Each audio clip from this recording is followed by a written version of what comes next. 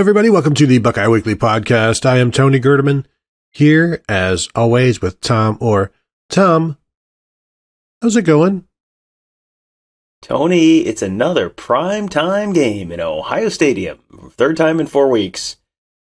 Yet another week where we're going to be there till like 3 in the morning. Tony, I'm great. How are you? I am also looking forward to that, Tom. It's great to have a full 12 hours of press box work. It's great. And that's serious. Like, it is fun there. It's a good place to be, the stadium, all of that. That is not any complaint whatsoever on either of ours' part. It's just stating facts. That's all. It is stating facts. And you know, I mean, you can tell we enjoy it because we get there exceptionally early. So, you know, it's not like we don't enjoy it. It's just like, what if they played at noon and we could get there early and then also not be there at 3 in the morning? What about that? Could we try that? No? Okay. I mean, like, I'm not complaining. We're enjoying this year a lot more than we did last year, so that's all good. And at least this week is an opponent worthy of a night game build up and a long day with the Wisconsin Badgers coming in. Unfortunately, the Badgers already lost to Washington State, or else they would have come in at like a top 15 type game for the Buckeyes. Still, they have the Wisconsin helmets and the Wisconsin jerseys, and they very, very, very much look like your typical Badgers. Before we start talking about that, I want to do some, I guess, housekeeping, we call it, regarding injuries and whatnot from what Ryan Day had to say on his Thursday shows, which is not much of anything of take it to the bankness, if you will. On Jackson Smith and Jigba and Julian Fleming, he expects them back, but they're going to monitor them each day and see how it goes.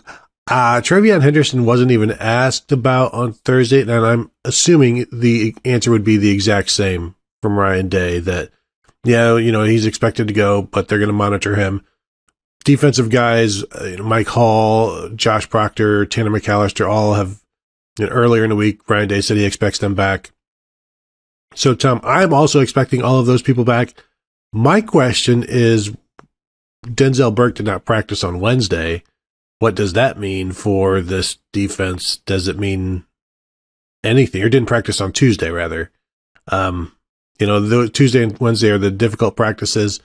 He was not going. I don't know what that's about, but your thoughts? I mean, it's not great, and you'd like to see him out there, and that's a position where they are desperately short of people right now and desperately short of bodies right now because they've only got 6 scholarship guys, and Jordan Hancock has been out for more than a month now, and so then you've got 5 scholarship guys, and if Burke is not, if Burke isn't able to go, well, then you've got 4 scholarship guys, and 2 of them are true freshmen, and that's not ideal.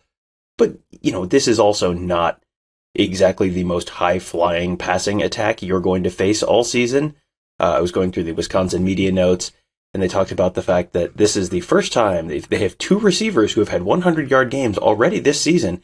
This is the first time since 2017 that multiple Badgers have had a 100-yard game in any individual season, which is like, well, I mean, cool. That's congratulations. That's good, but that also kind of reinforces what Wisconsin is and what Wisconsin isn't. So I guess you'd be more concerned if they were desperately short of bodies on the defensive line than in the cornerback room, but it's still not great. Well, and we'll get into more of Wisconsin in a bit, but like those 100-yard receiving days, like based on their stats, it's like, well, that's the only person they threw to that game. Then they only threw to somebody else the next game to get them those 100 yards. And so one of the situation at corner, as you mentioned, maybe getting a little deeper, but I'm not sure exactly how much. With Brian Turner, true freshman, had his black stripe removed. I think he played like 3 snaps, if I can remember what Dan Hope's snap count tracker. I think he was 3 snaps against Toledo, his first action of the year. So, really, I was surprised at how much more J.K. Johnson is playing than the other guys at this point. And when I say other guys, I mean like Cam Brown and Denzel Burke at times. Like, he's out there, 50. I think he played more than both of those guys in the last game. Of course, blowout, so he's going to be out there more at that point. But, he's getting some really, really good reps, J.K. Johnson. And I'm starting to wonder if it's a 3-man rotation at this point, because all three are playing, but it's an odd rotation. I don't know if it's like every other drive or whatever, like it used to be, or if it's just a feel like something bad happens to one of the guys and they're like, okay, JK, you go in, and then we'll let somebody sit and watch, and then after a while they'll go in for the other guy. Just something to watch. I don't know. I think they could play those three, assuming Denzel Burke is good, and we don't know. That was Wednesday when he didn't practice, as I'm thinking through it right now. But as you said, the Wisconsin passing game, which we will talk about later, like it, even with two guys and Jair Brown maybe coming in, I'm not expecting Ryan Turner to be an asset this week. As long as two guys stay healthy, you'd think they'd be okay. That's probably about right, because Wisconsin is not a go four wide, spread you out kind of team. That's just not what they do. So you don't need to have, 4 healthy corners at any given time. They'll be okay. If they have 3, if they have J.K. Johnson and Cam Brown, they'll probably be okay for Wisconsin. If you have Denzel Burke too, you're fine on depth. It's just, if you've got those two guys and then someone else just gets an ankle rolled up, tweaks a hamstring, whatever, then it's getting a little dicey, because then you got Jair Brown in there, and he's played a decent number of snaps already, but he hasn't, he has not been someone who they're throwing out there in the first quarter of these games. He's going out there when they're up, 56-14 or whatever it is, and that's let's get him some experience. And I think he's someone who maybe towards the end of the year is someone they maybe trust a little more. I don't know that he's quite there yet. I think he's sort of on track to maybe be someone who could fill that kind of role later in the season. It just doesn't feel like it's right now. So yeah, they really, really need to stay healthy. This has been kind of the position we've been kind of pointing at on defense since the spring, really. They're just so thin there. They've lost guys to transfer. And, lost, Jordan, it felt like they were okay as long as everyone stayed healthy, and then Jordan Hancock's been out. And so, you're going from 4 veteran, veteran, including guys who really didn't play much last year, 4 veteran players to now 3 and maybe 2 healthy veteran players. And you don't want to be forced to throw a true freshman out there. They did it last year with Denzel Burke, but Denzel Burke was kind of ready for it. It felt like week 1. I don't know that Jair Brown is quite there yet. So, yeah, it's definitely something to watch for this weekend. Well, and you look at it with Wisconsin, you're like, well, it's easy to cover Wisconsin receivers because they're only so good, but they also have to worry about the running game, and that's where things get difficult when you mix those both. Because when Ryan Turner or Jair Brown are playing now, it's like the other team is throwing the ball, trying to catch up. Like if they're in the game when the game is still in doubt, then they've got more things to focus on and worry about. But I think the guys we mentioned will be okay if they're in there. One other Buckeye loss is black stripe defensive tackle Hero Canoe. So that was good. He was a summer enrollee. Tom, I'm not sure where we are on our black stripe draft tracker contest. I'm assuming I'm winning because of the Ryan Turner news. You don't need to look that up. We don't really have time for that. Please stop typing. The good news is you had both of those guys, which is good for you. The bad news is it's because most of my guys have already been gone. So, it's pretty much at this point, just about anyone who goes is going to be your person. The only people I have left are Bennett Christian, Gabe Powers, and Amari Abor. So you still have George Fitzpatrick, Kojo Antwi, Caleb Kojo Burton. lost his. Kojo did? Okay. And Devin Brown. So yes, I have 1, 2, 3, 4, 5. 5 of the first 6 were people that were mine. So I think we're probably pretty much done here in terms of a final score. But believe me, Tony, I'm happy to continue to keep score on this one for you. You just ask anytime, buddy. I will be happy to give you an update on where things stand. It's a marathon, not a sprint. And so let's talk about this Wisconsin game. Some interesting matchups. We're going to learn a lot about Ohio State on both sides of the ball. Let's start off with the offense for the Buckeyes. And really for both sides, this is a game that they are looking forward to. The Buckeyes are looking forward to. they've been called soft since November and probably even before then. So they've had this, the stereotypical chip on the shoulder, but it's something that, I wouldn't say it's a chip. Maybe it's a label. They've had a label on their shoulder about being soft, and now they're going to have an opportunity to prove how not soft they are. The offensive line is looking forward to this. I want to talk about the Ohio State passing game first, because obviously the Badgers have not faced a passing game like what Ohio State has. And yet the Badgers, if the ball is in the air, they're picking it off this year. They have 7 interceptions, 2 interceptions in their first game, 2 in their second, 3 in their last one. And so they are ball hawks, Tom, ball hawks against Illinois State, Washington State, and New Mexico State. So 4th state school coming in. This is, you got to be careful here. They handle the state schools, but clearly a very different animal for the Badgers this week with the Buckeyes.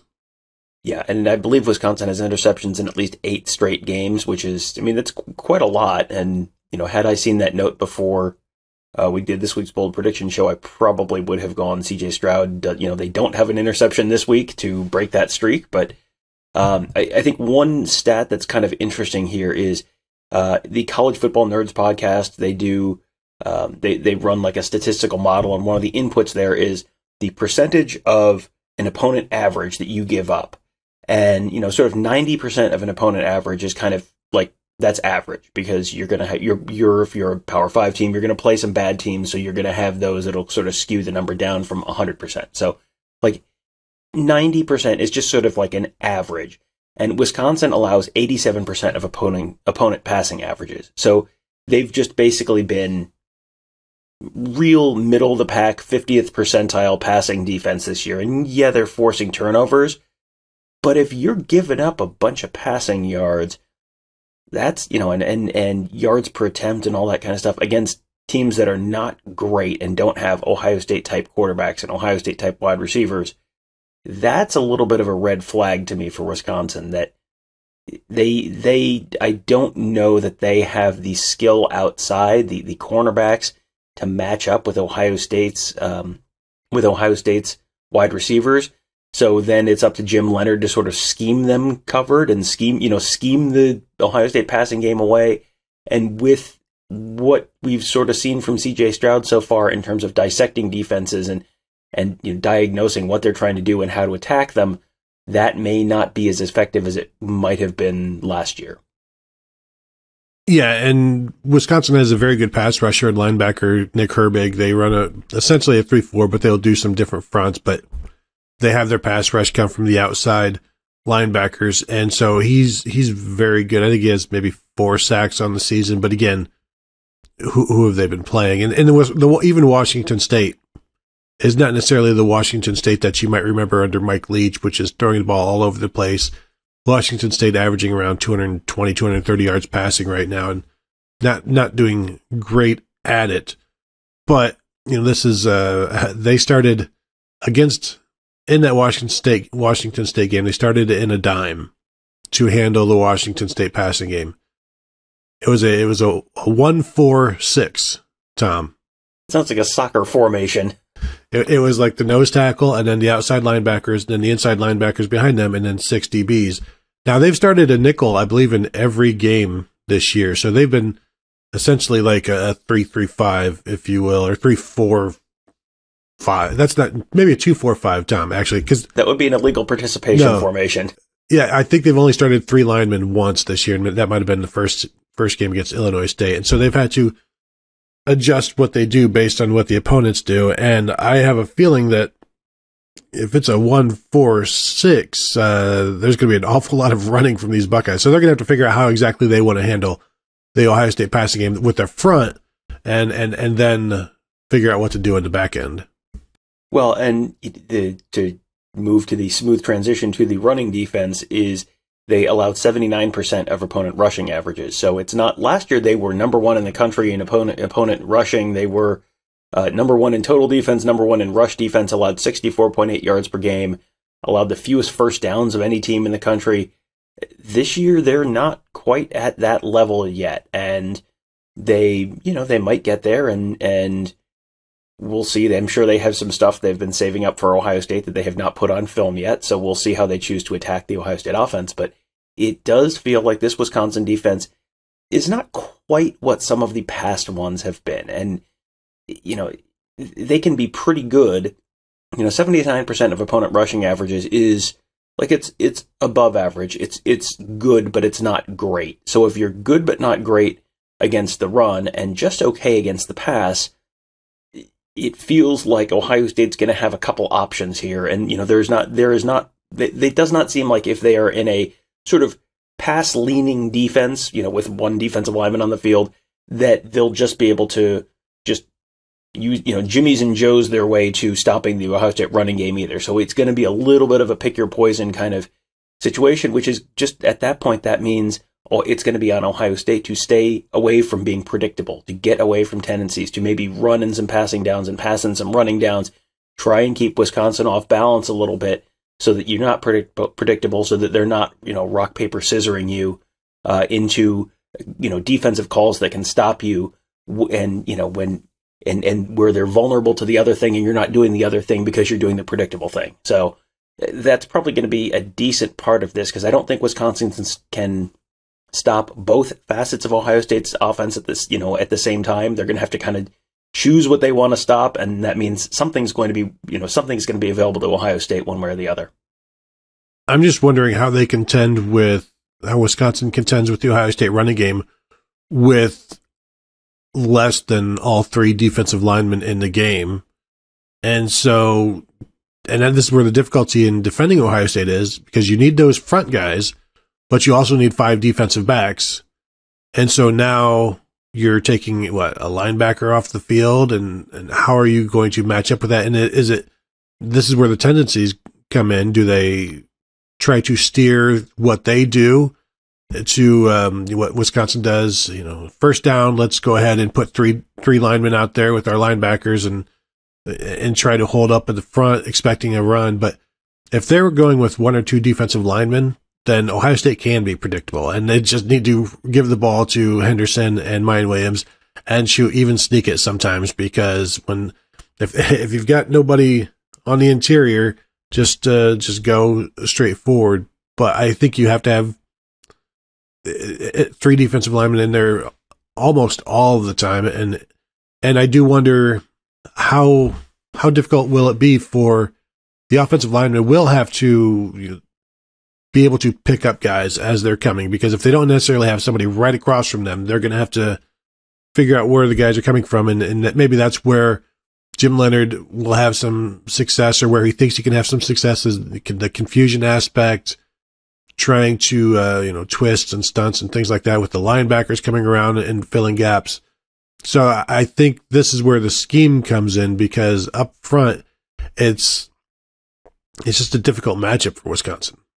Well, and one other thing that Wisconsin will do under Jim Leonhard is they'll bring sim pressure, where you'll have a bunch of guys up at the line of scrimmage, and there's 6 guys there, and then not all 6 are going to be coming. Maybe only 4 are going to be coming, but at the time of the snap, you don't know which of the 4. So, if you have an offensive lineman who is, lined up to block someone, and that guy drops back, you got to make sure there is not someone coming unblocked. That's the kind of confusion that they can try and bring, and it's sort of related to stuff that Jim Knowles has done this year with the 4 across and 5 across in the defensive backfield, where everyone's sort of lined up the same, and you don't know at the snap who's dropping back, who's going into coverage, what kind of coverage are they playing? Are they playing man? Are they going to drop into a zone?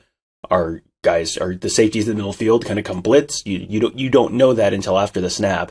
So, diagnosing that stuff, that feels like that could be this could be a real big Luke Whippler game, just to make sure everyone's on the same page on what the plan is, and diagnosing what Wisconsin is showing pre-snap, and you'll see him, standing over the ball and kind of pointing at people probably a bunch throughout the game, trying to make sure everyone knows what the plan is, so you don't have too many of those, two linemen standing there blocking no one and then someone coming clean. That's I think one of the big areas that Ohio State has to be a little bit concerned about. Let's go to the other side of the ball, where Ryan Day said this week that the Ohio State defense has been challenged to play a complete game. I think this is an opportunity for that to happen. because they won't necessarily be stressed in the secondary. And so if the front six can hold up, then you've got something. And this Wisconsin running game it's fine, but with the schedule that they've played, you would expect them to be amazing. And right now, they're averaging, I don't know, like 220 yards rushing a game. And they're doing that. Washington State held them to 174 yards rushing, just under 4 yards a carry. That shouldn't happen. I mean, Illinois State holding them to 6 yards a carry. It shouldn't happen. And New Mexico State holding them to 5.7 yards a carry. Shouldn't happen. So, like, they should have exceeded every number against these lesser opponents. So your analytics, Tom, would lend you to believe that they should be well under their average against Ohio State's defense. However, what running game has Ohio State's defense faced that would give us confidence or provide us enough information to think that they are up to the task, other than the fact that, Washington State was up to the task? Well, I think you have to look at probably the Notre Dame offense is the most similar to what you're going to see out of Wisconsin. And Notre Dame's also kind of similar in that it doesn't feel like the pass is that big of a threat here. You can kind of focus on stopping the run first. And if I think the game plan is going to be make Graham Mertz beat you. And we'll see if Graham Mertz can beat them. But it feels like Ohio State has, Wisconsin does the real... It's kind of the same basic offense most years. They're a little more pass heavy now than they used to be, but it's like very fundamentally sound, and they're going to run. They're going to run the ball with a big running back, and they're going to pound at you, and it's going to be very fundamentally sound. And the offense has generally not been real downfield passing heavy, and it doesn't feel like it's particularly downfield passing heavy this year either. And that works real well against most of the teams on Wisconsin's schedule. That has won them a lot of games against the Minnesotas and Iowas and Nebraskas and Illinois of the world. Tony, it has been a hot minute since Wisconsin beat Ohio State. I think it's 9 in a row. It's either 8 in a row or 9 in a row that Ohio State has beaten Wisconsin. And some of those games have been close, but those have been games where Ohio State has not scored a lot of points. Wisconsin has not put up a lot of points against Ohio State. I don't know that Wisconsin has put up 30 points against Ohio State since 2010, maybe. There was a year when Ohio State went up there and Wisconsin ran the opening kickoff back, maybe 2009. And they might have gotten to 30 that game, but Wisconsin just the offense just does not really work that well against Ohio State because they're just physically outmatched in some places, and they don't have the outside skill to really, stretch the Ohio State defense and force Ohio State to back out of being a stop the run first kind of defense. So I think this is going to be a challenge, because if it is not a great Wisconsin run attack, you have seen a lot of those teams with great Wisconsin run attacks not do all that well. You've seen Ohio State shut down Melvin Gordon in the past. You've seen Ohio State kind of slow down, P.J. Hill or James White or Jonathan Taylor. I mean, Ron Dane felt like he was like the last guy who just consistently ran over them, and that has been more than 20 years now. So it feels like this is probably a game where Graham Mertz has to beat them. And, Graham Mertz just put up the third greatest passing efficiency game in the history of Wisconsin football just last week against New Mexico State, 273.2. He's behind only 2 legendary Wisconsin quarterbacks for that mark. I will tell you, those are both Wisconsin quarterbacks who have played this century, Tony. Can you name the 2 Wisconsin quarterbacks with the single highest? And I will spot you the fact that they are white guys who were not particularly great quarterbacks. Okay. All right. I'm guessing number 1 is Graham Mertz against Illinois. That was number 4. That is a number 4 really? Greatest game. Yes, 273. Yes, that was 2020. He was like 21 of 22 or 20. Gee whiz. Yes, well, yes, that is the 4th greatest. There are 2 Wisconsin quarterbacks even better than that, Tony. Can you name them? Does the last name start with an S and a T? Yes, John Stocco, number 1 against Indiana in 2006. That was a 296.7 passing efficiency. This is, man, the Wisconsin... I don't know if you're familiar with David Roth from Defector. He used to, when he was on Deadspin, do a segment called just Remembering Some Guys, and he would just open up a pack of baseball cards and just reminisce about, Rob Deere or whatever, Dave Kingman. this is some real remembering some guys stuff on this list. So you've got John Stocco, number 1. Who is the number 2 greatest single game performance in a Wisconsin quarterback in history? I said ST because I wasn't sure if it was Stocco or Stave. Oh, smart. So you played right into it. Number 2, I will say, is it Everidge? No, it is not. That's another great name. Tony, you know how people love accents, right? Do I make you Hornibrook, baby? Yeah. I was going to say Alex Hornibrook because PFF loved that dude. And he is the last, I believe he is the last Wisconsin quarterback to open up the season throwing for 200 yards in each of the first 3 games, which Graham Mertz has now done. This quarterback factory, throwing the ball all over the place. And number 5 on that list, Stocco number 1, Hornibrook number 2, Mertz 3 and 4. Number 5, the legendary Jim Sorgi. Man, it is. They have a type, Tony. They have a type. Well, and the thing is, once that guy is a 4th-year junior and 5th-year senior, like that's when the offense takes off, as long as they have that running back to go with them. And when I say that offense takes off, they score 34 points a game. It doesn't get into space, but it's like into the, it's like over, the cruising altitude of commercial airliners, maybe. Correct. Yeah, you don't want to be up there without some sort of breathing apparatus. So this Wisconsin passing game, obviously, they are throwing the ball. People are talking about, they're throwing the ball more than they have in the past. Well, they threw the ball a bunch the first 3 games last year, but that's because they were down and they had to. You had that crazy Notre Dame game in there. But the thing that I see when I watch Graham Mertz is it's still, you can be throwing the ball more than normal. You still don't know what you're going to get on any of those throws.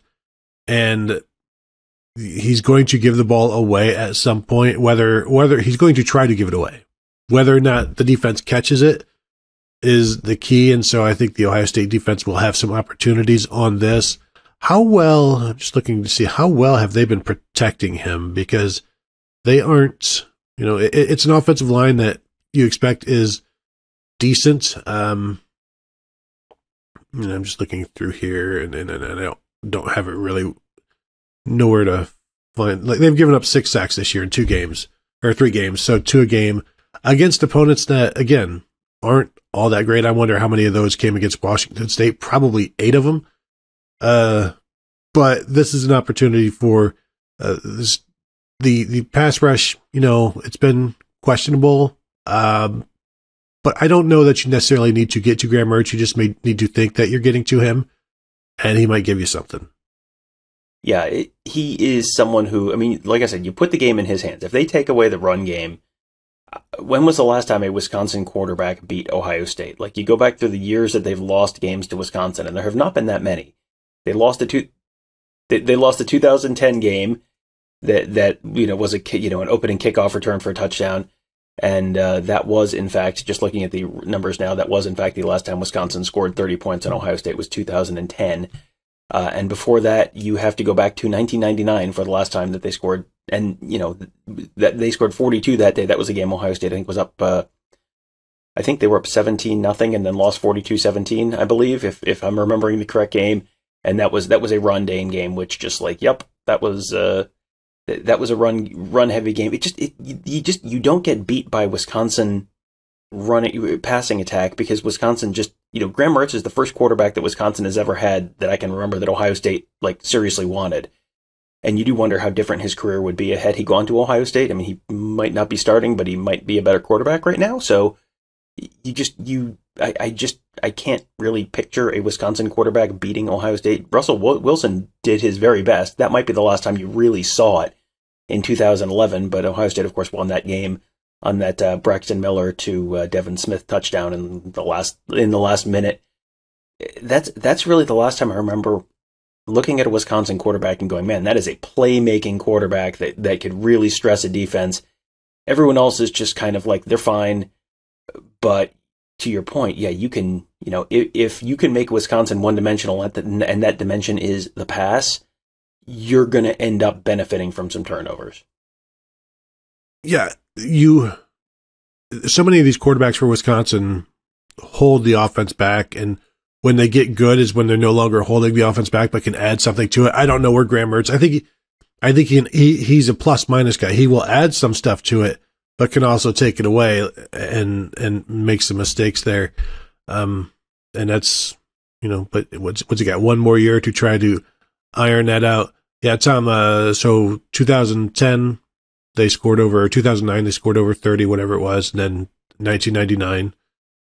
And then, it was 2010, 1999. And then the last time before that they scored over 30, 1948. So to give you an idea of how often they score over 30 points against Ohio State.